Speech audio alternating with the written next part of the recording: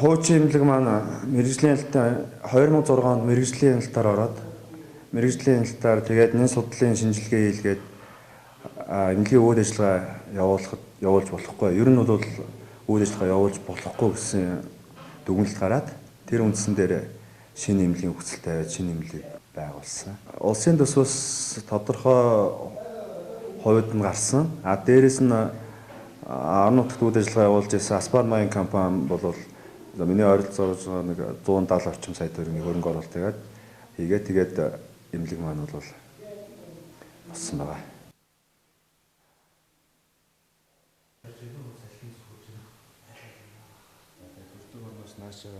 Явах юм бол тэр